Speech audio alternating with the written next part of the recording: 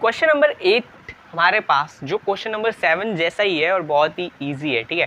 तो हमें क्या दे रखा है given 3 cot a is equal to 4। अब 3 cot a is equal to 4 को आप ऐसे लिख सकते हो cot a is equal to 4/3।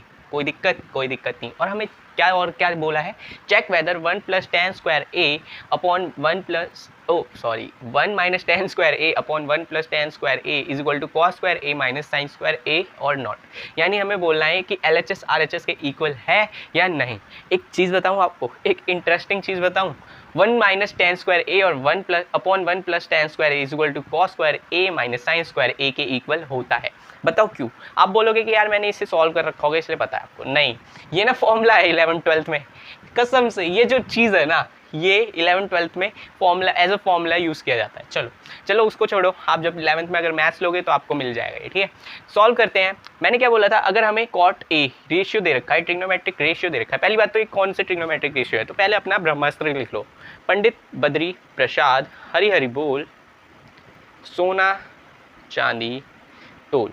अब अगर tan है p/b और tan का उल्टा क्या होता है b/p, तो यानी b/p, क्योंकि tan का उल्टा cot होता है तो वो b/p हो जाएगा। यानी हमारे बेस हमें गिवन है 4, परपेंडिकुलर हमें गिवन है 3। Now what we have to find is hypotenuse. Hypotenuse को क्वेश्चन मार्क लगा दो। अगर मैं हाइपोटेनस निकालना चाहता हूँ तो मुझे पाइथागोरस थ्योरम लगाना पड़ेगा, और यहाँ पे ये प्लस ये, कोई दिक्कत। p इज इक्वल टू 3 का स्क्वायर प्लस ये हो जाएगा 4 का स्क्वायर, और यहाँ पर हो जाएगा 9 प्लस 16 जो कि हो जाएगा 25। ये h का स्क्वायर, तो ये h इज इक्वल टू हो जाएगा 5। यानी हमारा हाइपोटेनस अब क्या आ गया, 5 आ गया। हमने फाइंड कर लिया यहाँ पे h is equal to 5।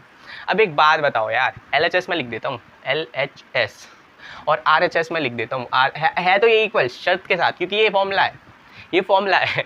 Formula कभी भी अनइक्वल हो ही नहीं सकते। अब 1 माइनस टेन का स्क्वायर a।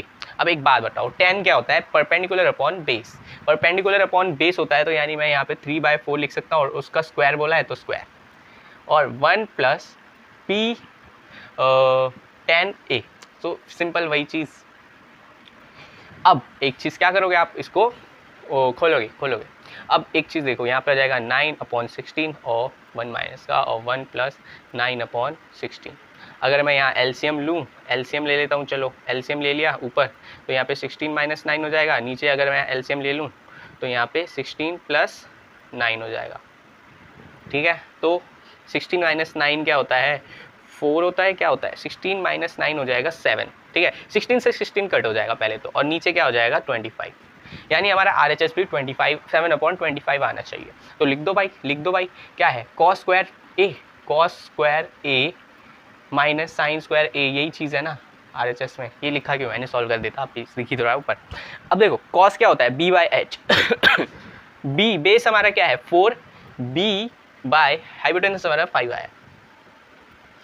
साइन क्या होता है p/h, परपेंडिकुलर है हमारे पास 3, और हाइपोटेनस हमारा ये। सॉल्व करो यार इसको, ये तो बहुत ही ईजी है। 16/25 माइनस क्या हो जाएगा यहाँ पे 9/25, जो कि हो जाएगा 25/16 माइनस 9, क्या हो जाएगा ये 7/25। बोला था ना इक्वल है, यानी LHS is equal to RHS। Yes, LHS is equal to RHS equal है, ये लिख देना, ठीक है। इंग्लिश में एकदम सजा के लिख देना। हिंदी मीडियम वाले भी लिख देना अच्छे से। देखो पता है हिंदी इंग्लिश मीडियम कोई मैटर ही नहीं करता मैथ्स में ज़्यादातर। तो आपको देखो प्रेजेंटेशन तो आपको खुद ही आना चाहिए, इतने बड़े हो गए हो, एग्जाम्पल वगैरह देख के भी सीख जाओगे कि कैसे लिखना चाहिए बोर्ड्स एग्जाम में। और आपका मेन फोकस किस पे रहना चाहिए, कॉन्सेप्ट क्लैरिटी पे रहना चाहिए, ठीक है। बढ़ते हैं नेक्स्ट क्वेश्चन पे।